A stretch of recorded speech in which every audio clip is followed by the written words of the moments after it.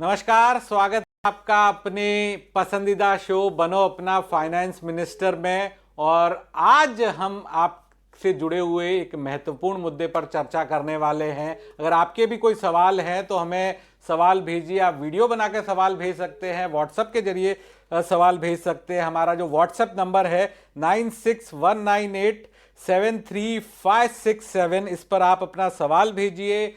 आज के शो में नहीं तो अगले शो में हमारे एक्सपर्ट्स आपके पोर्टफोलियो से जुड़ी हुई जो जानकारी है, क्या स्ट्रेटजी आपको अपनानी चाहिए, किस तरह से आप अपने पोर्टफोलियो को और बेहतर बना सकते हैं, किस तरह से आप अपने निवेश पर ज्यादा रिटर्न कमा सकते हैं, यही हमारा मकसद है। तो आज के शो में हमारे साथ जुड़ रहे हैं देश के जाने माने पर्सनल फाइनेंस और mutual fund expert, optima money manager के MD and CEO Pankaj Matpal. बहुत बहुत स्वागत है पंकज जी, आज हमें वक्त देने के लिए। अनुराग जी नमस्कार।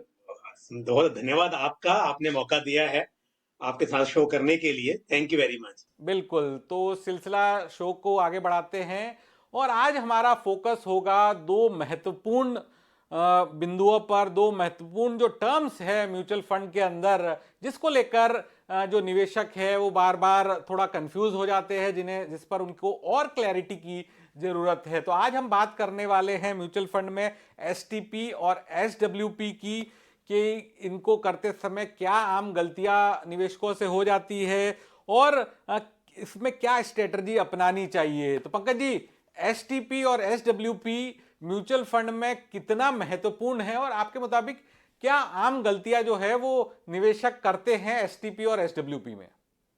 बिल्कुल, देखिए अनुराग जी, बहुत ही इंपॉर्टेंट टॉपिक है, क्योंकि जैसे जैसे चीजें पॉपुलर होती हैं वैसे वैसे उसमें कई कंफ्यूजन भी शुरू हो जाते हैं। तो पहली बात तो कहूंगा कि एसटीपी और एसडब्ल्यूपी ही नहीं, बल्कि तीन चीजें हम अगर कहें, एसआईपी, एसटीपी और एसडब्ल्यूपी। तो एसआईपी तो काफी हद तक बहुत पॉपुलर हो गई है और इन्वेस्टर्स को काफी जानकारी उसके बारे में है। पर एसटीपी और एसडब्ल्यूपी को लेकर थोड़ा कंफ्यूजन बना रहता है। तो अगर दो चीजों की बात करनी हो तो पहले समझना जरूरी है कि एसटीपी और एसडब्ल्यूपी का जो मकसद है, जो उद्देश्य है, वो अलग है। तो पहले बात करते हैं एसटीपी की। एसटीपी यानी कि सिस्टमैटिक ट्रांसफर प्लान। अब जैसा नाम से मालूम चलता है कि सिस्टमैटिक ट्रांसफर कर रहे हैं, तो जैसे आप एसआईपी करते हैं कि आपके बैंक अकाउंट में पैसा है और वहां से आपका पैसा ट्रांसफर होता है म्यूचुअल फंड कंपनी को, और आपको जो स्कीम आपने चुनी है उसकी यूनिट्स अलॉट हो जाती हैं। पर एसआईपी में पैसा कहां से जाता है? आपके बैंक अकाउंट से। बट एसटीपी में क्या होता है, आपके पास पहले से पैसा है।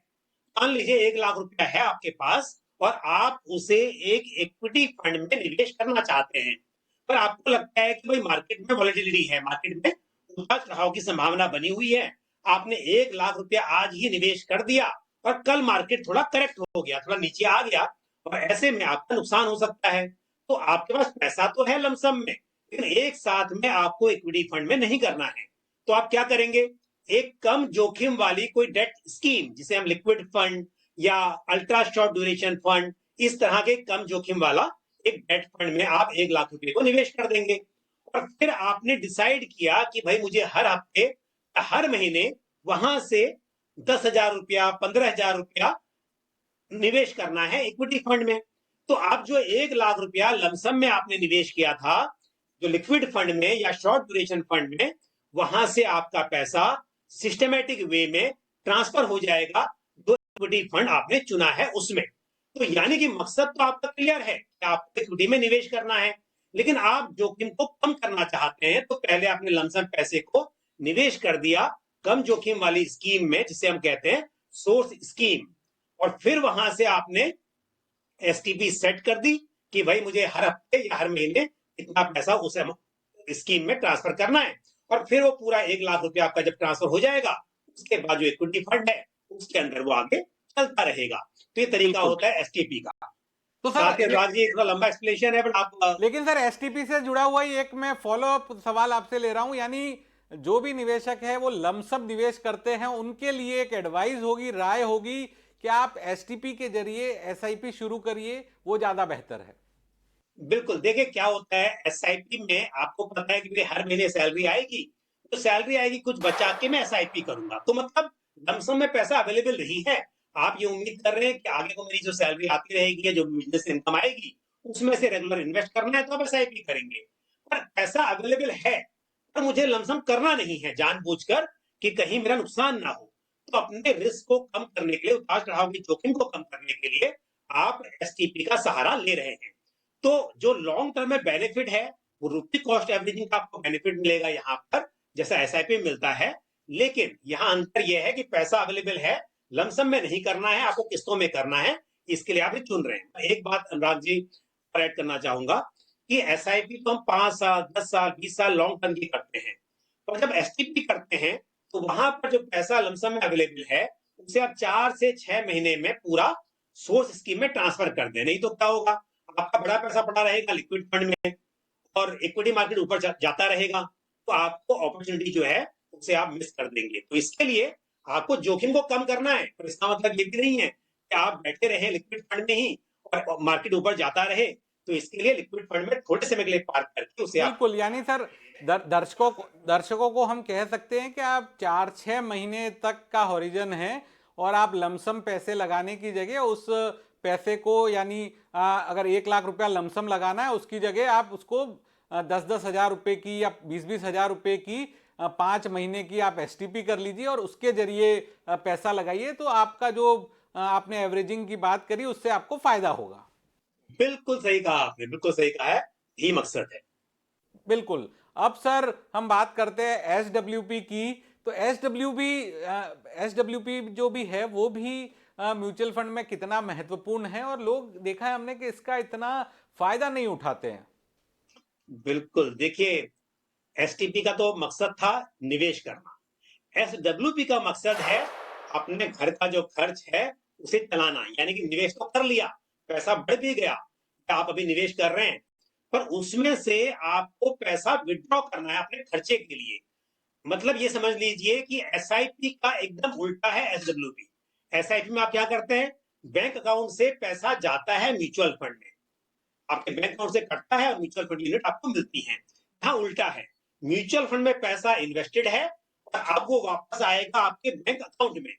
आप करते क्यों हैं, देखिए उसके दो कारण हैं। एक तो ये है कि आपके पास पैसा इकट्ठा है ऑलरेडी या आपने एक साथ लमसम इन्वेस्ट कर दिया है, आप उसे रिडीम करेंगे तो एक साथ भी आपके अकाउंट में पैसा आ जाएगा, पर आपको एक साथ जरूरत नहीं है उसकी। आप क्या चाहते हैं कि महीना दर महीना मुझे फिक्स इनकम मिलती रहे। मान लीजिए आपने आज 50 लाख रुपए इन्वेस्ट कर दिए और फिर आपने सोचा कि मुझे हर महीना जो है 25 हजार रुपए 20 हजार रुपए मिलते रहे। तो क्या होगा, आपके 50 लाख में से आपने 25 हजार विड्रॉ किया, बाकी का पैसा तो वहां पर है, वो मार्केट के हिसाब से बढ़ेगा। तो पैसा जो इन्वेस्टेड है वो बढ़ता भी रहेगा और आपका जो कैश फ्लो है जिसको आपको जरूरत है अपना खर्च चलाने के लिए, उसके लिए आपको रेगुलर पैसा मिलता रहेगा। तो अक्सर रिटायर्ड लोग होते हैं उनके लिए तो ये बहुत अच्छी चीज है, पर ऐसा नहीं कि रिटायर्ड लोगों के लिए ही एसडब्ल्यू बनी हुई है। किसी भी टाइम पर आपको लगे कि भाई मुझे पैसा चाहिए पर हर महीने एक फिक्स अमाउंट चाहिए, कुछ साल के लिए या लंबे समय के लिए, तो किसी भी मकसद के लिए अगर आपको ऐसा चाहिए तो आप एक लमसम पैसा इन्वेस्ट कर सकते हैं, उससे एसडब्ल्यूपी कर सकते हैं, या ऑलरेडी आपने जो कई साल से इन्वेस्ट किया हुआ था, मान लीजिए आप एसआईपी कर रहे थे, लमसम किया था और आज आपके अकाउंट में एक लमसम पैसा बन चुका है, उसमें से आप एसडब्ल्यूपी शुरू कर सकते हैं। ठीक है सर, तो एसडब्ल्यूपी में कोई फंड सेलेक्ट करना जरूरी होता है या फिर सिंपल आपको एक अमाउंट चूज करना है कि हर महीने का मुझे 10 हज़ार रुपया उदाहरण के तौर पे एसडब्ल्यूपी किया तो वो जो टोटल कॉर्पस मेरा है आज का वहां से 10-10 हज़ार रुपया कम होना शुरू हो जाएगा। बिल्कुल, देखिए ये बहुत ही इंपॉर्टेंट है। आप किसी भी ओपन एंडेड फंड से एसडब्ल्यूपी कर सकते हैं लेकिन करना नहीं चाहिए। मतलब क्या है, अब मान लीजिए आपने स्मॉल कैप फंड में निवेश किया हुआ है, अब चाहें तो आप उस स्मॉल कैप फंड से भी एसडब्ल्यूपी कर सकते हैं, आपके अकाउंट में पैसा आ सकता है। लेकिन क्योंकि हम जानते हैं कि जब आप रेगुलर पैसा विड्रॉ करने की बात कर रहे हैं, तो जो पैसा ऑलरेडी इन्वेस्टेड है उस पर उतार चढ़ाव का जोखिम कम रहना चाहिए। नहीं तो क्या होगा, आप एक तरफ तो विड्रॉ कर रहे हैं और दूसरी तरफ वो पैसा मार्केट के हिसाब से भी कम हो जाए, तो हो सकता है बहुत जल्दी ही आपका जो कैपिटल है वो पूरा जीरो हो सकता है। तो ऐसे में करना ये चाहिए कि आपने भले ही जिंदगी भर पैसा जमा किया हो स्मॉल कैप में, मिड कैप में, मल्टी कैप में, लेकिन जब आप एसडब्ल्यूपी करना शुरू कर रहे हो तो उस वक्त पर उस पैसे को स्विच कर दे एक कम जोखिम वाली स्कीम में। तो कुछ हाइब्रिड फंड्स जैसे बैलेंस एडवांटेज फंड एक कैटेगरी है जिसका निवेश इक्विटी और डेट में दोनों में होता है, या अग्रेसिव हाइब्रिड फंड है वो भी इक्विटी और डेट दोनों में करते हैं, या फिर मल्टी असेट एलोकेशन फंड जिसका निवेश इक्विटी में भी होता है, डेट में भी होता है और गोल्ड इत्यादि में होता है। तो इस तरह के फंड्स जहां पर ग्रोथ की संभावना तो रहे पर जोखिम भी कम हो, तो ऐसे फंड में पैसे को स्विच करके या फिर नया इन्वेस्ट करना है तो ऐसे ही फंड्स में करके वहां से करें एसडब्ल्यूपी, ताकि रेगुलर पैसा भी मिले और जो कैपिटल है उस पर जोखिम बहुत ज्यादा ना हो। बिल्कुल, कैपिटल पर जोखिम ज्यादा ना हो। ब्रेक से पहले मैं सर एक छोटा सा आपसे सवाल लेना चाहूंगा। क्या टैक्स बचाने के मकसद से जो अगर आपका बड़ा कॉर्पोरेट तैयार हो गया है तो 10,000 रुपया प्रति महीना का एसडब्ल्यूपी करना एक सही तरीका होगा, क्योंकि पूरे साल में आप 1,20,000 रुपये तक पैसा निकालेंगे और 1,25,000 तक जो कैपिटल गेन है माफ है, तो किसी भी तरह का टैक्स का भी लाइबिलिटी नहीं आएगी। बिल्कुल, ये भी एक सही तरीका हो सकता है, क्योंकि जैसा आपने कहा इक्विटी फंड हो या फिर हम हाइब्रिड फंड की बात कर रहे हैं जहां पर इक्विटी एलोकेशन 65% से ऊपर है, इन सब तरह के फंड्स के लिए नियम यही है कि एक फाइनेंशियल ईयर के अंदर 1,25,000 रुपए तक का capital gains, long term capital gains जो होता है उस पर आपको टैक्स नहीं देना होता। और जब आप विड्रॉ करते हैं, मान लीजिए आपने कहा 10,000 रुपए, मैं 10 नहीं ज्यादा की बात भी करें, अगर हम मान लीजिए आप 15,000 भी कर रहे हो और आपने कहा कि 15,000 के हिसाब से तो साल का 1,80,000 हो गया, पर 1,80,000 रुपये कैपिटल गेन नहीं है, क्योंकि जब विड्रॉ कर रहे हैं तो आपका जो प्रिंसिपल था और उसके ऊपर जो गेन हुआ दोनों विड्रॉ हो रहे हैं। तो जो बिल्कुल। विड्रॉल, तो जो गेन्स है वो शायद 1,25,000 नहीं होगा, जबकि विड्रॉ ज्यादा कर रहे हैं। इसके लिए बिल्कुल सही कहा आपने, आप एसडब्ल्यूपी का फायदा अपना टैक्स प्लानिंग के हिसाब से भी कर सकते हैं। बिल्कुल। पंकज जी, वक्त हो चला एक छोटे से ब्रेक का। ब्रेक के बाद हम दर्शकों के सवाल लेंगे। कई सारे दर्शक जो हैं हम जिन्होंने हमें सवाल भेजे और उनकी मांग है कि इनका इसके ऊपर जो स्ट्रेटजी है और राय है वो पंकज जी से ही ली जाए। तो जल्द हाजिर होते हैं छोटे से ब्रेक के बाद।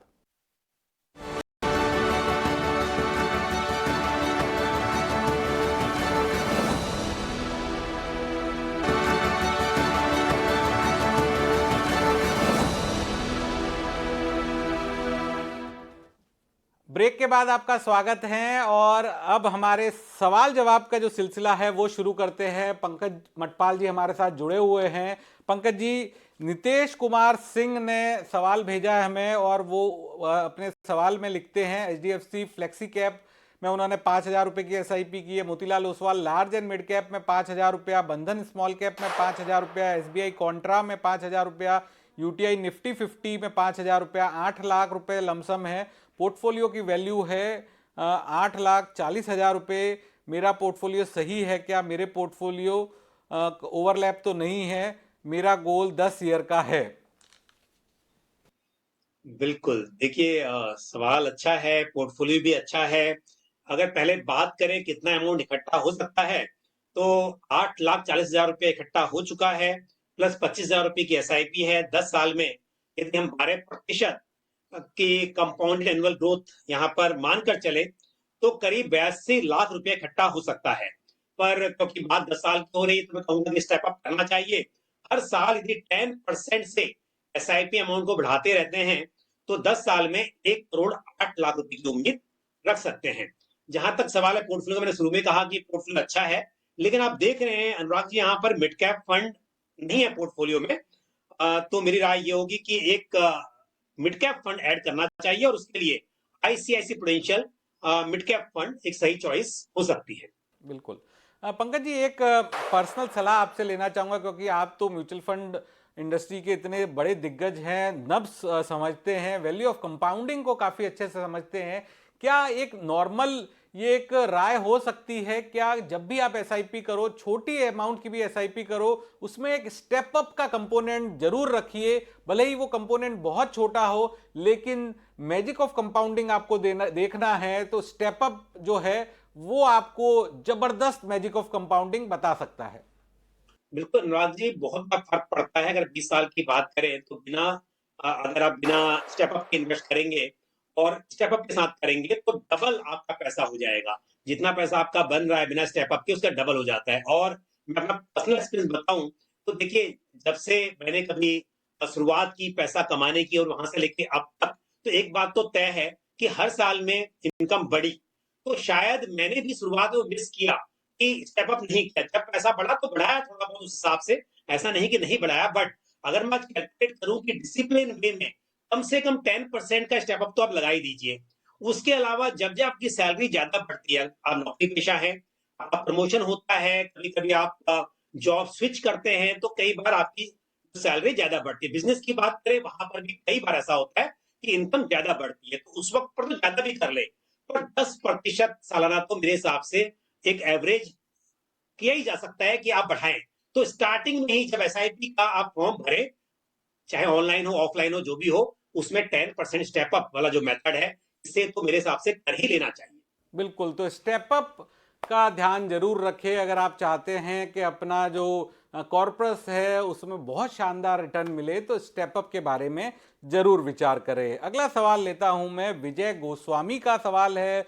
वो लिखते हैं, गुड इवनिंग पंकज जी, उनके पोर्टफोलियो में पराग पारिक फ्लेक्सी कैप है 10,000 रुपये की एसआईपी, निपॉन मल्टी कैप 5,000 रुपये, इन्वेस्को इंडिया स्मॉल कैप 2,000 रुपये, और I want to add 10,000 more, where I should add, I can add 10,000 to 15,000 every year। 10 से 15,000 रुपये वो हर साल और जोड़ सकते हैं। 15 साल के लिए उनका हॉरिजन है और अभी उनकी उम्र है 40 साल की और पोर्टफोलियो की वैल्यू है 1 लाख रुपए की। तो व्हाट इज माय पोर्टफोलियो, 15 साल बाद उनके पोर्टफोलियो की वैल्यू कितनी हो सकती है? बिल्कुल, देखिए, हालांकि हम जानते हैं कि रिटर्न्स गारंटीड नहीं होते हैं, पर कैलकुलेट करना है तो 12% की कंपाउंडेड एनुअल ग्रोथ के साथ मैं कैलकुलेट कर रहा हूं। तो 17,000 की एसआईपी चल रही है, 10,000 से बढ़ाएंगे, टोटल हो गया 27,000 रुपीज। और प्लस जो अभी लमसम में पैसा इकट्ठा हो गया है 1 लाख रुपए का, हम कैलकुलेट करें तो करीब 15 साल में 1 करोड़ 34 लाख रुपीज इकट्ठा हो सकते हैं। और दूसरी बात उन्होंने कहा है कि 10 से 15,000 रुपये हर साल ये बढ़ाते रहेंगे।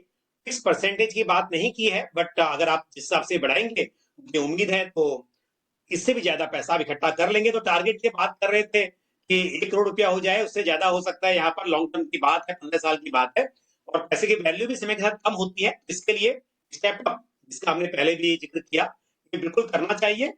बट जो मैंने कैलकुलेट किया है उस हिसाब से 1 करोड़ 34 लाख रुपया यहाँ पर बनता हुआ दिखाई दे रहा है। अब बात करें यदि स्कीम्स के पोर्टफोलियो में, तो सभी स्कीम्स अच्छी हैं। बट क्योंकि 15 साल की बात है, तो पोर्टफोलियो में large cap, mid cap, small cap सब कुछ होना चाहिए। 10,000 बढ़ाने की बात कर रहे हैं, तो मेरी राय ये होगी कि Nikon India multi cap fund में 5,000 रुपए है, उसमें 2,500 बढ़ा दें। इसको स्मॉल कैप फंड में 2,000 रुपए है, उसमें भी आप 2,500-3,000 रुपया बढ़ा सकते हैं।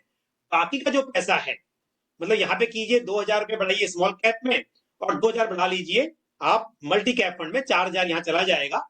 6,000 रुपया जो बचा, उसके लिए मेरी राय यह है कि आपको एक मिड कैप फंड ऐड करना चाहिए, क्योंकि निपॉन इंडिया मल्टी कैप के जरिए एक्सपोजर मिल रहा है मिड कैप का, लेकिन अलग से मिड कैप फंड एक और रहेगा, ये बेहतर होगा, क्योंकि 15 साल की बात है।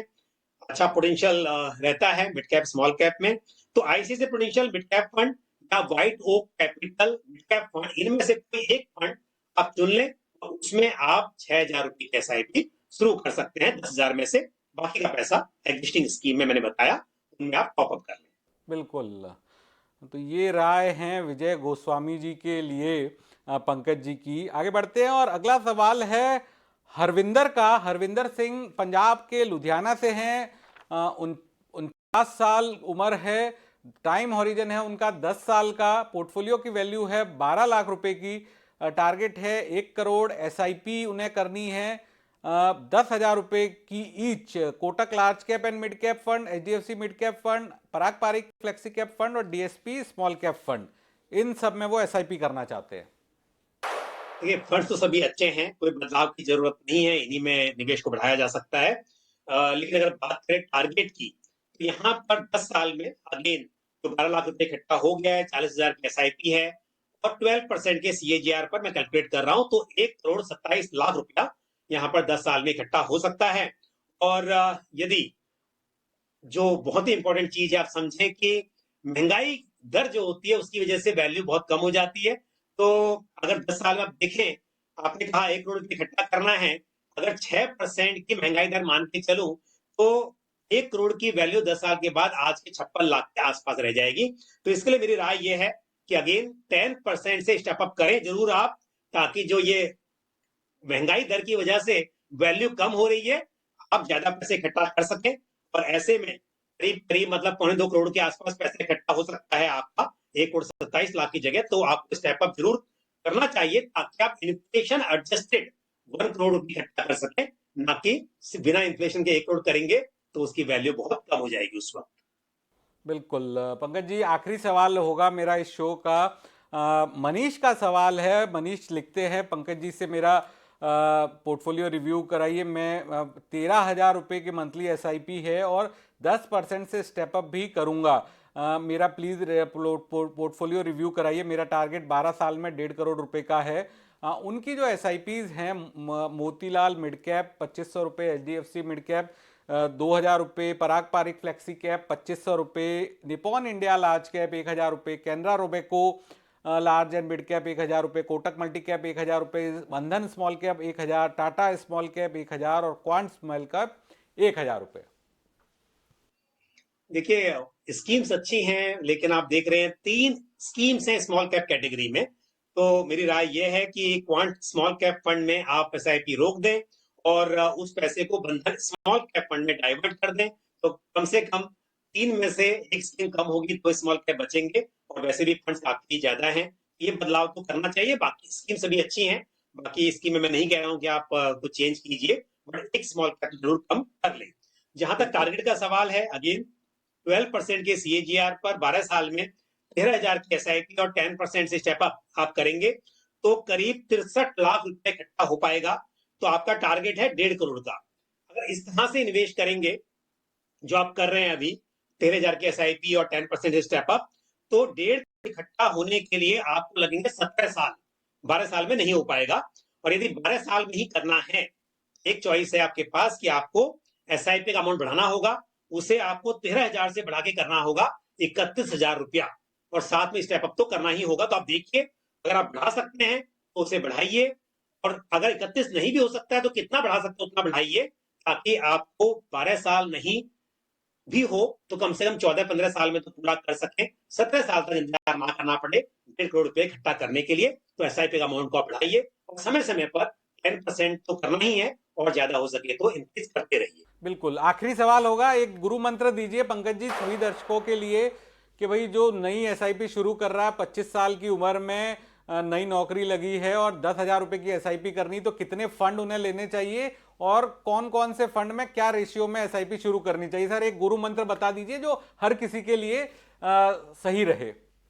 बिल्कुल, देखिए अगर बात हो रही है 25 साल की उम्र की, तो मान के चलता हूँ कि लॉन्ग टर्म के लिए आप इन्वेस्ट करेंगे। तो लंबी अवधि के लिए इक्विटी फंड में निवेश करना है अगर वेल्थ क्रिएट करनी है। अब 10,000 में आपके पास में एक चॉइस तो ये है, बहुत सिंपल रखिए, 2 फंड ले लीजिए, एक मल्टी कैप और एक फ्लेक्सी कैप। तो मल्टी कैप फ्लेक्सी कैप के जरिए आपको large cap, mid cap, small cap सब कुछ मिल जाएगा। अगर फंड की भी बात करूं तो आप फ्लेक्सी कैप में आईसीसी प्रूडेंशियल फ्लेक्सी कैप ले लीजिए, और मल्टी कैप के लिए Nippon India multi cap fund को ले लीजिए। तो दोनों ही पुराने फंड्स हैं, और आपको मल्टीपल मतलब सेक्टर्स का एक्सपोजर और मार्केट का एक्सपोजर यहाँ मिल जाएगा। बट अगर अलग से आपको चाहिए कि भाई मुझे एक लार्ज कैप अलग से लेना है, मिड कैप अलग लेना है, स्मॉल कैप अलग से लेना है, तो ऐसा भी कर सकते हैं। तो सर अधिकतम कितने फंड होने चाहिए? सर एक व्यक्ति जो शुरू कर रहा है, इतनी ज्यादा जानकारी, तो 4 फंड बहुत है या 5 फंड अधिकतम होने चाहिए?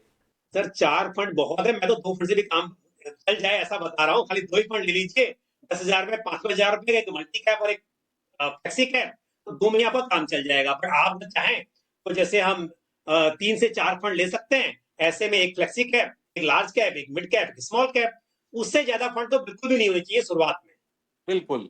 तो बहुत बहुत धन्यवाद पंकज जी, आज हमें जानकारी देने के लिए, हमारे दर्शकों के सवाल लेने के लिए, और आखिर में गुरु मंत्र देने के लिए कि आपको, अगर आप नए निवेशक हैं और पहली नौकरी से एसआईपी शुरू कर रहे हैं, तो आपको कितने फंड लेने चाहिए और किस तरह से अपना निवेश करना चाहिए। तो हमारे शो में फिलहाल इतना ही, लेकिन बाकी खबरों के लिए आप देखते रहिए ईटी नाउ स्वदेश।